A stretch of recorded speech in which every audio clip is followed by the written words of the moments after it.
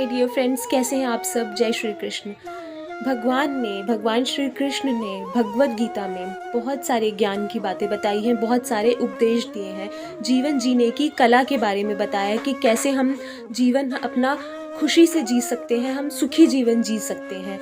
कभी पढ़ के देखना, जिन लोगों ने नहीं कभी कोई भी अध्याय नहीं पढ़ा है तो पढ़ के देखना, आपको आपके सारे सवालों का जवाब श्रीमद् भगवत गीता में मिल जाएगा। कहीं भटकने की ज़रूरत नहीं है। भगवान श्री कृष्ण ने स्वयं जो इतनी अच्छी बातें बताई हैं वो शायद ही कोई बता पाए।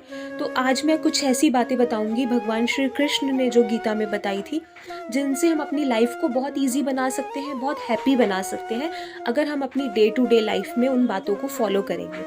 सबसे पहले तो हम हमेशा यही सोचते रहते हैं कि हमारे पास ये क्यों नहीं है, वो क्यों नहीं है, और इन सब चीज़ों को सोच सोच के हम टेंस्ड होते रहते हैं। तो ये सारी चीज़ें आप छोड़ दीजिए करना, क्योंकि जो भी भगवान ने हमें दिया है उन्होंने सोच समझ के हमें दिया है। और अगर हम अपनी मेहनत से और आगे बढ़ते हैं, उनके आशीर्वाद से और आगे बढ़ते हैं, अपनी मेहनत से चीज़ें बनाते हैं, तो उन्हें बहुत अच्छा लगेगा और हमें भी अच्छा लगेगा कि हम हार्ड वर्क कर रहे हैं। अगर हम भगवान की दी हुई लाइफ पे हम क्वेश्चन ही करते रहेंगे, सवाल ही करते रहेंगे कि हमारे साथ ऐसे क्यों है, वैसे क्यों है, ये क्यों नहीं है, वो क्यों नहीं है, तो ये करने से अपने आप को ही परेशान करने वाली बात है। या फिर हम भगवान से हम सवाल कर रहे हैं, इसका मतलब हमें उन पे भरोसा नहीं है। तो हमेशा जो भी है उसमें खुश रहना चाहिए और भगवान को थैंक यू बोलना चाहिए। जब तक आप भगवान को धन्यवाद नहीं करेंगे, डेली बेसिस पे आप ये नियम बना लें, सुबह शाम भगवान को ज़रूर धन्यवाद करें जो कुछ भी उन्होंने हमें दिया है। इससे क्या होगा, हमें उनके चरणों में जगह मिलेगी, वो बहुत खुश रहेंगे हमसे। अगर सिर्फ हम मांगते ही रहेंगे और कभी भी उनको धन्यवाद नहीं करेंगे, तो ऐसा नहीं करना है। हमेशा उनको धन्यवाद करना है। जो लोग ये कहते हैं कि हम कुछ भी नहीं करते, कुछ भी, हम कोई पाठ पूजा नहीं करते, हम किसी भगवान को नहीं मानते, हम कुछ भी नहीं करते, उनके अंदर आगे बढ़ने के गुण कभी आ ही नहीं सकते। अगर आप लाइफ में आगे बढ़ना चाहते हो, आप चाहते हो कि मैं बहुत कुछ अचीव करूं अपनी लाइफ में, मैं खुश रहूं अपनी, सबसे इम्पॉर्टेंट होता है खुश रहना। कई लोग बहुत सारी चीज़ें अचीव कर लेते हैं पर खुश नहीं होते वो तब भी। तो सबसे इम्पॉर्टेंट होता है खुश रहना।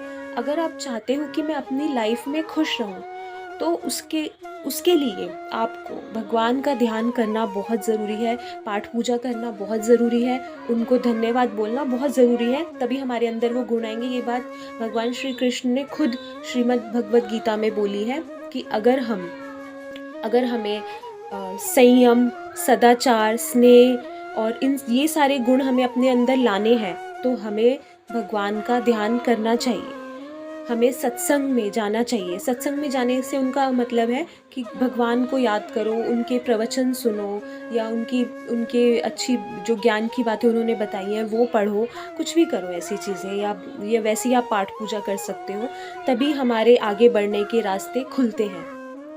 बिना पाठ पूजा किए, बिना भगवान को याद किए, और जब भी आप करके देखना, आप जब भी आप पाठ पूजा करोगे या मंत्र जाप करोगे या आप कोई भी रेमेडी करोगे, आपको खुद फील होगा कि सारी नेगेटिविटी दूर हो गई है, पॉजिटिविटी आ रही है लाइफ में, खुशियाँ आ रही हैं, गुड न्यूज़ सुनने को मिल रही है। जो कि आपको लगता है कि हमेशा कुछ ऐसी खबर सुनने को मिलती है, कोई जो कि हमें परेशान करती है, पर ऐसा नहीं होगा। जब आप रेमेडी स्टार्ट करोगे या मंत्र जाप स्टार्ट कर दोगे, तो आपको बहुत अच्छी लाइफ नज़र आने लग जाएगी, बहुत अच्छा, आप खुश अंदर से इतना अपने आप को हैप्पी फील करोगे, खुश रहने लगोगे कि, और सब कुछ ऐसे आपको लगेगा सब कुछ पॉजिटिव हो रहा है, आपको गुड न्यूज़ मिल रही है, कहीं से काम बन रहे हैं, जो काम अटके हुए थे इतने सालों से वो बन रहे हैं। तो ये खुद भगवान श्री कृष्ण ने बोला है। और खुशी हमारे अंदर ही होती है, हम बाहर ढूंढते हैं लेकिन बाहर नहीं होती, खुशी हमारे अंदर होती है। इसीलिए अपने आप को पहचानो, सारी चीज़ें आपके अंदर ही है, सारी कैपेबिलिटी आपके पास है, आप सब कुछ कर सकते हो, सब कुछ पा सकते हो। अपने रास्तों की रुकावटें खुद ही दूर करनी है। हम इधर उधर जाने की ज़रूरत नहीं है। भगवान का नाम लेके, रेमेडीज़ करके, मंत्र जाप करके खुद ही अपने रास्तों की हम रुकावटें दूर कर देंगे, तो अपने आप काम बनते चले जाएंगे। बाहर खुशी ढूंढने की ज़रूरत ही नहीं है, खुशी तो खुद हमारे अंदर है। तो ये चीज़ें आप करके देखो, इतनी पॉजिटिव एनर्जीज अट्रैक्ट होंगी। ये आप डेली लाइफ में करोगे, डेली बेसिस में ये चीज़ें फॉलो करोगे तो आपको खुद लगेगा यार लाइफ तो इतनी इजी है, हम तो वैसे ही इतनी टेंशनों का पहाड़ बना के बैठे हुए थे। जितना हम सोचते रहेंगे उतना हमारी टेंशन्स बढ़ती जाएंगी बढ़ती जाएंगी, वो एक पहाड़ सा बन जाता है ना, तो फिर उसको गिराना मुश्किल हो जाता है। तो इसीलिए टेंशन्स का पहाड़ नहीं बनाना, कुछ भी नहीं सोचना, बस ये सोचना है कि हम भगवान के चरणों में हमें कैसे जगह मिले ताकि हमारे काम इजीली बन जाए। और वो सबसे अच्छा यही होता है कि आप मंत्र जाप करो, उनको धन्यवाद करो। और भगवान ने खुद कहा है कि शरीर से ज़्यादा मन से याद करना चाहिए भगवान को। अगर हम माला लेके बैठे हुए हैं लेकिन हमारा मन नहीं है पाठ पूजा में तो वो बेकार है। वो माला लेके बैठना, माला घुमाना बेकार है। आप बिना माला के बैठे हो, आप लेकिन मन से भगवान को याद कर रहे हो, मन से उनका धन्यवाद कर रहे हो, तो वो माला घुमाने से लाख गुना अच्छा है। वो भगवान बहुत जल्दी आपकी मन से आप याद करोगे तो वो पुकार भगवान बहुत जल्दी सुनेंगे और सारी तकलीफ़ें दूर करेंगे। एक किसी की मैं बात बताती हूँ, एक है मेरे जानकार, तो वो बहुत परेशान रहते थे क्योंकि वो कहते थे मैं इन चीज़ों में बिलीव नहीं करता। कई बार उनके घर में जैसे पाठ पूजा वगैरह का होता था तो वो घर में रुकते ही नहीं थे, चले जाते थे कि क्या है ये सब, कुछ भी नहीं है, इससे कुछ नहीं होता, ये है वो ऐसे। उनका बिज़नेस में लॉस होना शुरू हो गया था, कुछ घर में और टेंशन्स हो गई थी, हेल्थ इश्यूज़ हो गए थे। तब उन्होंने मेरे से पूछा कि क्या करना चाहिए, तो मैंने उनको बोला आप तो बिलीव ही नहीं करते, फिर आप कैसे करोगे? जब तक आप बिलीव नहीं करोगे उस चीज़ में तो आप करोगे भी तो वो चीज़ आपको फल नहीं देगी। मैंने उनको क्लियरली बता दिया। तो उन्होंने कहा नहीं मैं करूँगा तो बिलीव के साथ करूँगा, आप प्लीज़ मुझे। तो मैंने उनको ये बोला पहले तो आप पाठ पूजा शुरू करिए, पहले तो आप अपने अंदर ये बिलीव लेके आइए, ट्रस्ट लेके आइए कि भगवान हमारी सुनते हैं और हमारी दुख तकलीफ़ें दूर करते हैं और हमें आगे बढ़ने का रास्ता दिखाते हैं, हमें सही मार्ग दिखाते हैं, जीवन जीने का सही रास्ता दिखाते हैं।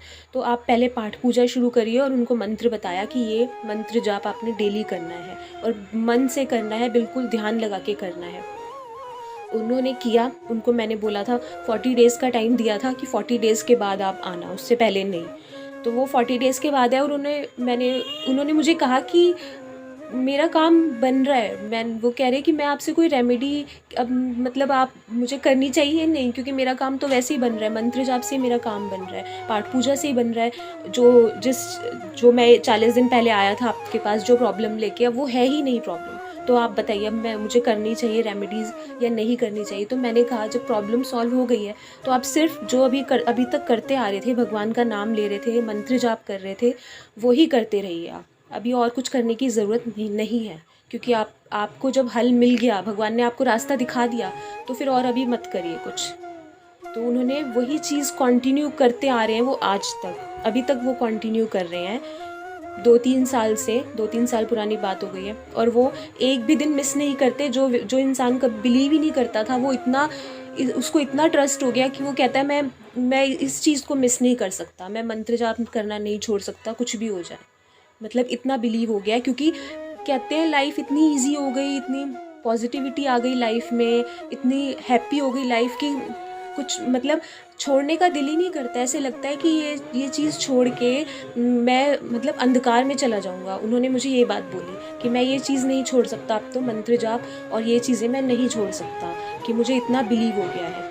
और वो कुछ टाइम में फ़ोन करते रहते हैं कि मैम कुछ और करना चाहिए मुझे या नहीं करना चाहिए। तो आप भी ये चीज़ें करिए, देखना लाइफ कितनी इजी हो जाएगी। नेक्स्ट वीडियो में मैं आपको बताऊंगी, और भी बहुत सारी बातें बताऊंगी। मिलते हैं नेक्स्ट वीडियो में, बाय बाय।